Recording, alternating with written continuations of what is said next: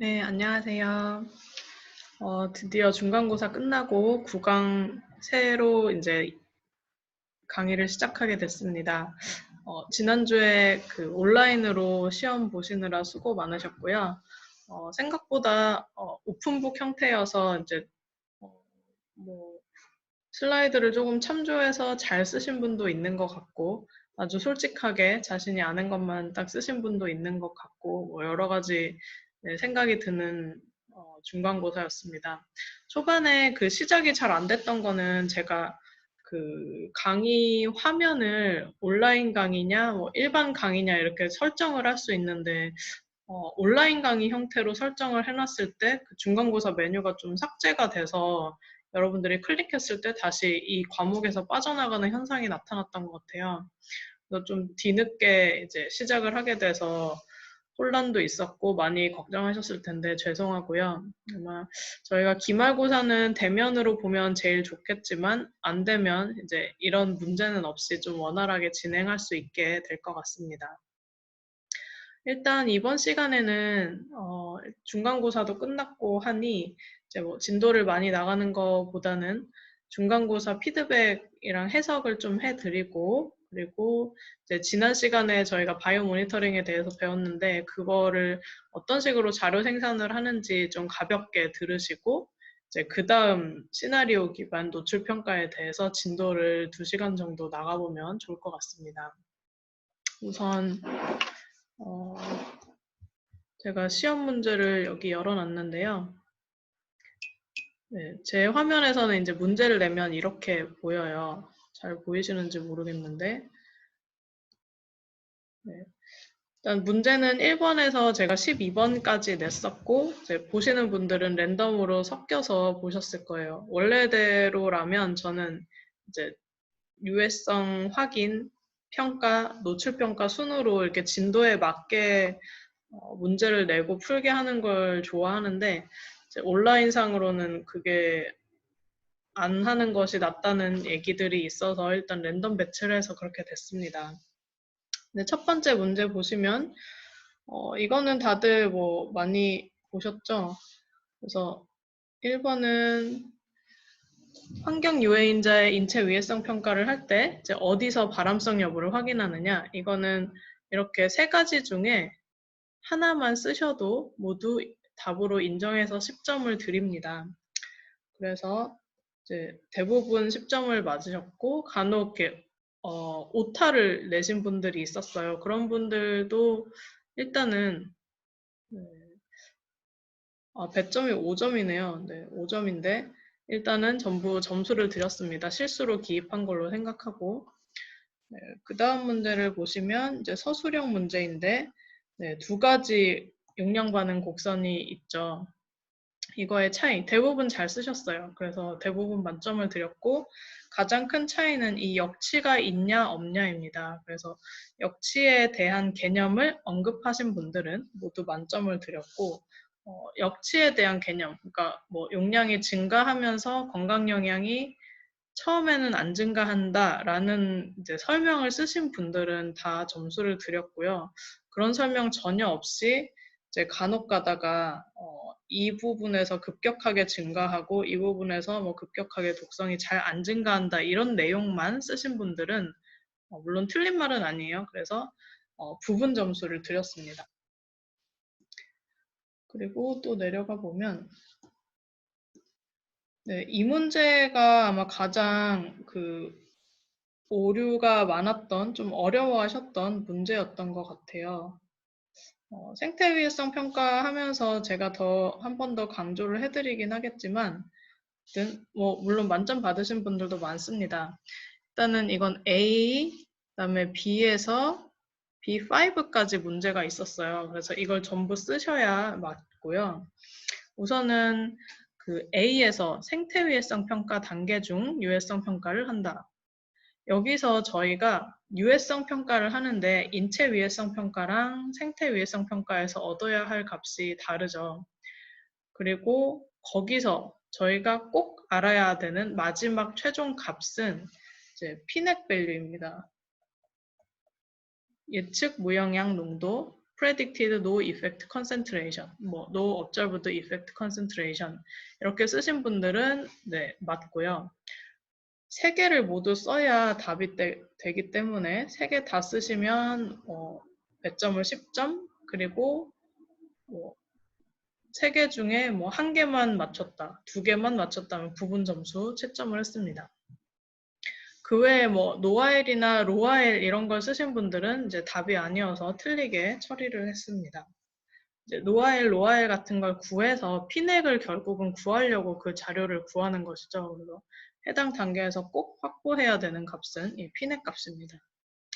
이제 피넥 값을 구하려고 하는 단계가 이 아래쪽에 또 나와 있어요.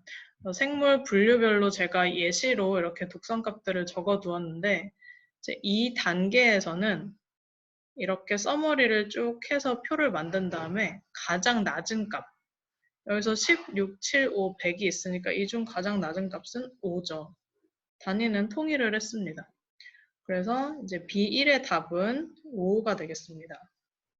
그리고 B2를 보시면 이걸 쭉 봐서 데이터계 분석을 해야 돼요. 근데 독성 데이터가 몇 영양 단계에서 존재하느냐가 질문입니다. 이거는 거의 다 맞추셨어요. 조류, 물벼룩, 어류 이렇게 있으니까 3개가 답이 됩니다. 그래서 여기 5, 여기 3. 그런데 이제 이 다음에 데이터계 분석을 좀 더 본격적으로 하기 위한 단계로 영양 단계별로 몇 개씩 독성 데이터가 있냐 이제 물어봤어요. 그러면 이렇게 조류에서는 이제 급, 만성 이렇게 해서 급성 몇 개, 만성 몇 개, 한 개씩 있죠. 물벼룩도 급성, 만성 한 개씩, 어류는 만성이 없고 이제 급성이 한 개만 있습니다. 이렇게 한 개, 한 개, 한 개, 한 개, 뭐 한 개, 0개 이런 식으로 이제 영양 단계별로 구분해서 답을 쓰시면 되겠습니다. 거의 다 잘 쓰셨고요.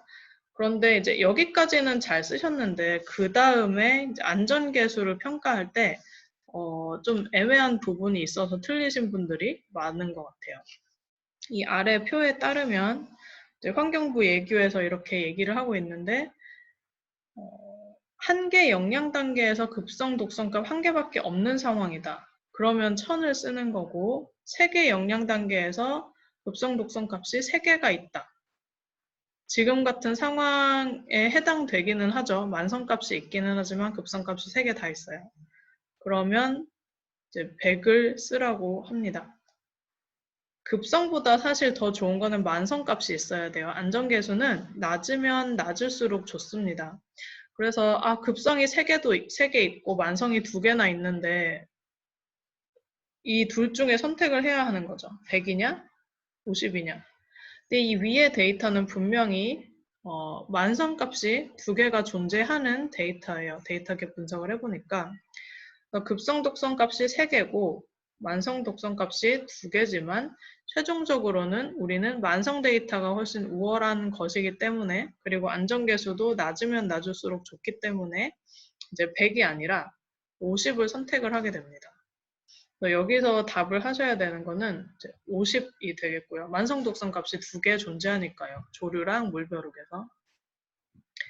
그리고 최종적으로는 처음에 이 5를 답했기 때문에 5 나누기 50을 하셔서 0.1이라고 산출을 하시면 이제 최종적인 답이 되겠습니다. 이제 이거는 제가 1에서 5까지 3점씩을 매겨서 부분 점수를 드리는데 뭐 1번과 2번만 맞으신 분들이 제일 많고 3번까지는 맞았는데 4, 5번 틀리신 분들도 좀 있고 간혹 가다가 3, 4번을 틀렸는데 5는 맞게 쓰신 분도 있었어요. 뭐 그런 경우도 이 식은 맞았으니까 제가 맞다고 처리를 해드렸는데 어쨌든 답은 네, 이렇게 됩니다. 한 번 더 확인해 보시고 넘어가시기 바랍니다. 다음 문제를 보시면 다음은 객관식이어서 대부분 잘 대답을 하셨고요. 호흡, 식사, 마시는 행위를 통해서 입 또는 코로 화학물질이 들어오는 것. 네, 당연히 섭취, 인테이크죠. 여기서 이제 조금 설명을 덜 해드렸다라고 생각하는 것은 이 인테이크, 익스포저, 도즈에 대해서는 이렇게 외적 노출량이 사람에게 들어와서 인테이크가 일어나면 이제 용량이 된다. 그리고 인터널 도즈가 된다. 이렇게 설명을 해드렸는데 업테이크에 대해서는 이 사람에게 해당되는 내용이 아니어서 제가 따로 설명하지 않았어요. 업테이크라는 말도 사람에게 아예 안 쓰진 않는데 이제 이 부분은 공기 중에 어떤 것이 막 많이 퍼져서 약간 수동적으로 저희가 숨을 쉬어서가 아니라 강제로 수동적 확산에 의해서 몸속으로 들어가는 거죠. 주로는 실험동물이 물속에 노출이 돼서 물속에서는 이제 뭐 일부러 그걸 섭취를 한다거나 접촉을 하는 건 아니지만 이제 그 분자와 분자의 확산에 의해서 화학물질이 몸속으로 들어오게 됩니다. 그런 걸 이제 주로는 업테이크라고 해서 인테이크와는 다른 개념이 되겠습니다. 그리고 이 아래 문제도 보시면 이제 허용 기준치에 대한 설명들인데 환경유해인자가 인체에 유입되었을 경우 이제 만성 노출에도 유해한 건강 영향이 없다고 판단되는 노출량. 허용 1일 섭취량으로 나타날 수도 있고요. 이런 걸 TDI라고 이제 F사에서 주로 줄여서 말합니다. 그리고 PTWI 이것도 제가 이제 슬라이드에서 언급했던 내용인데 일주일을 기준으로 안전한 섭취 기준을 만든 걸 뜻합니다. 그리고 ADI도 역시 허용 기준치를 뜻합니다. 하지만 여기도 보였듯이 1일 평균 노출량은 이제 건강 영향에 대한 판단이 없이 하루에 얼마나 노출되는지를 계산하는 값이니까 이제 답이 아닌 거죠. 네, 그리고 다음으로 넘어가서 다시 서술형인데요. 이제 비발암 물질 인체 위해성 평가를 할 때 참조값을 도출하면서 어떤 불확실성 계수를 쓰느냐. 네, 제가 이제 그 5가지로 나눠서 설명을 해드렸어요. 그것도 여기도 열어놨는데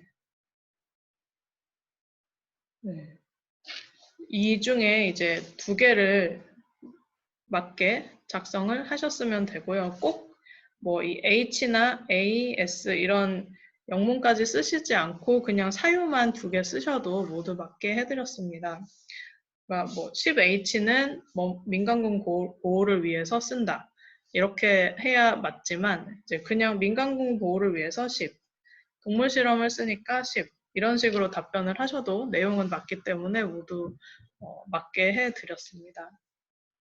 그래서 이렇게 5개 중에 2개만 쓰시면 모두 맞게 처리를 해드렸고 간혹 1개만 쓰신 경우는 반점을 드렸습니다.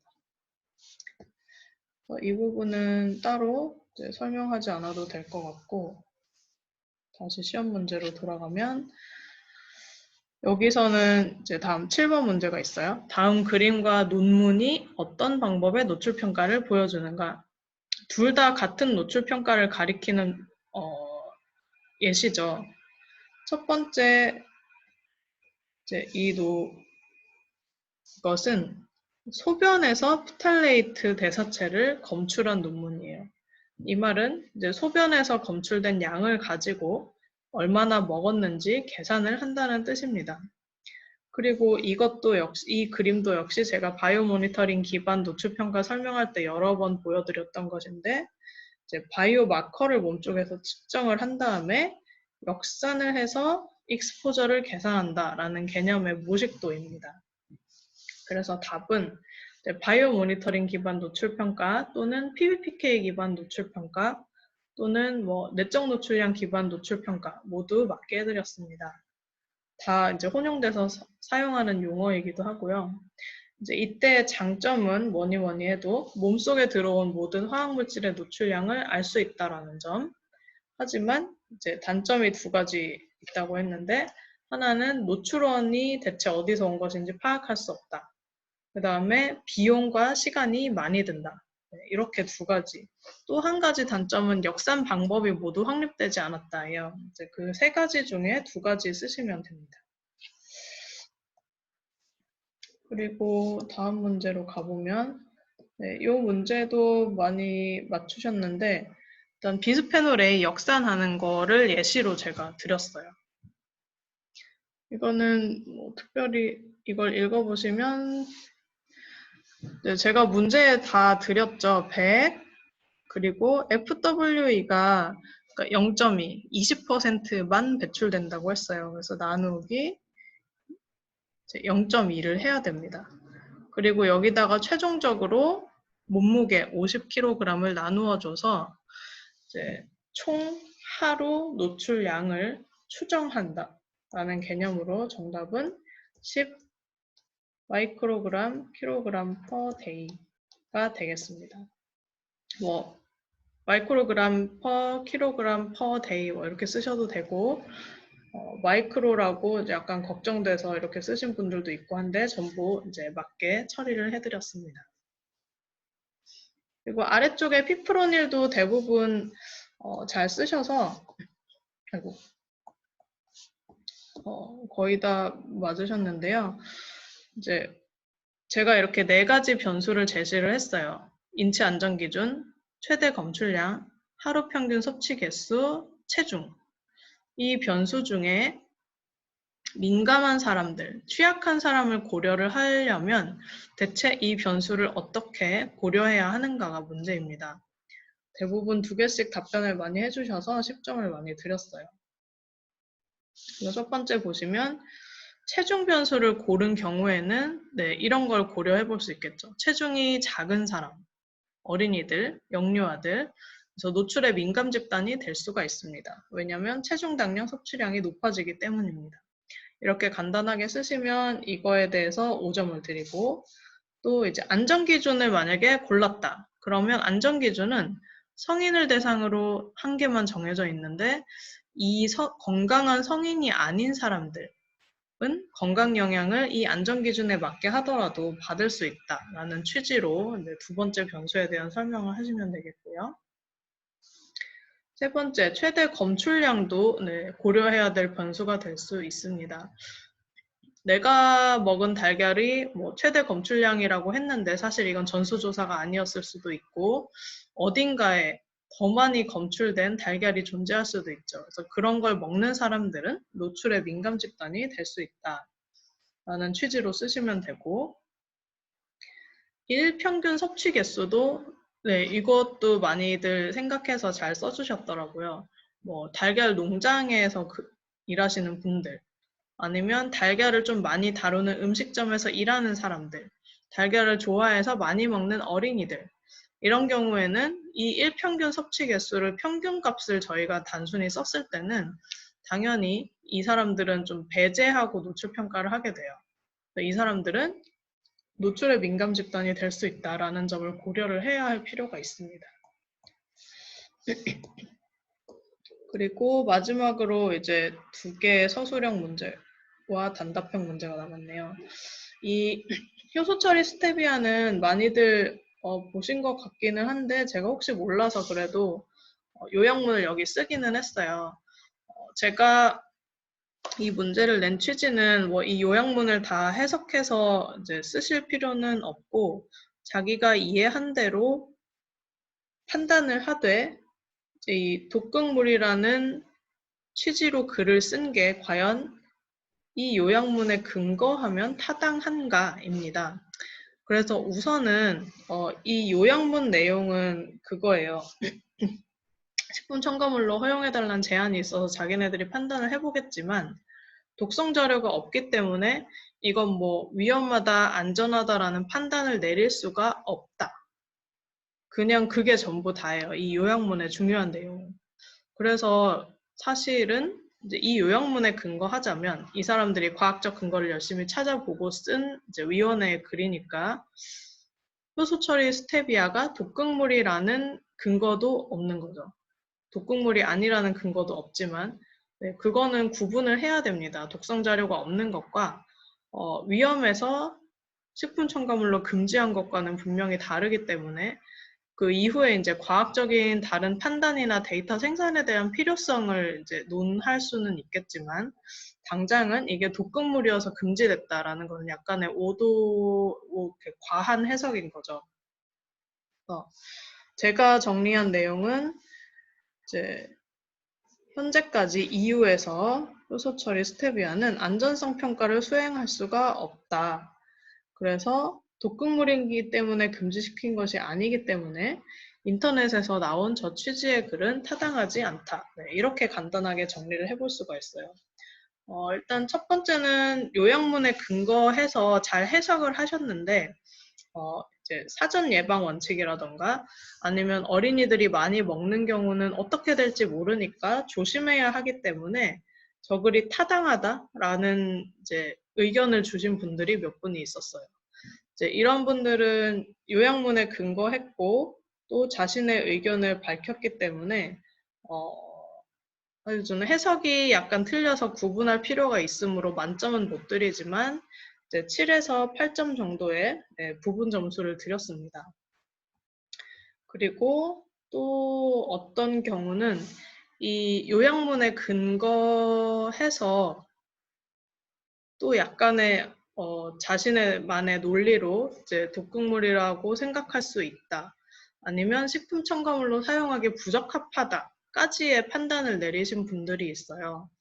그래서 약간 이 요약문의 해석에 오류가 있어서 이제 그쪽으로 논리 전개를 하신 분들이 있어서 그런 분들은 또 부분 점수 5점에 처리를 했고요.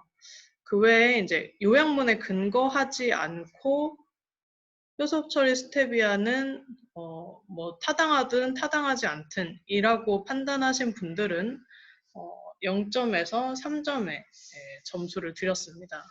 어쨌든 과학적으로 이런 요약문을 보고 해석한 다음에 이제 과학적인 근거에 대해서 판단하는 것이 중요하기 때문에 이런 식으로 점수 배점을 하고 있습니다.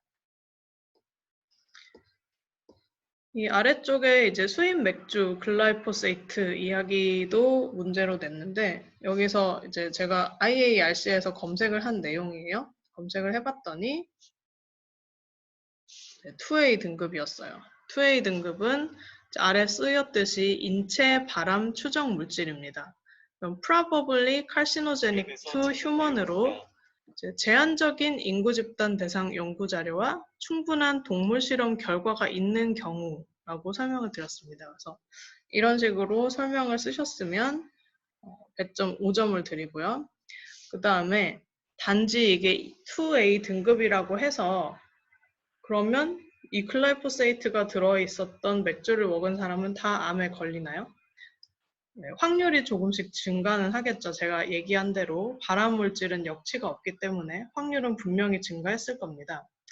하지만 얼마나 더 먹어야 뭐 몇만 명 중에 한 명이 암에 걸리는 거냐 이런 정량적인 판단 자체는 증가했다는 건 알지만 그건 정상적인 사실인 것이고 대체 몇 명이나 걸렸을까, 몇 명이나 확률적으로 증가했을까에 대한 값은 이 노출량이 있어야만 판단이 가능합니다. 이 차후에 배우시겠지만 이제 맥주의 섭취량에다가 맥주 중에 글라이포세이트 섭취량이죠.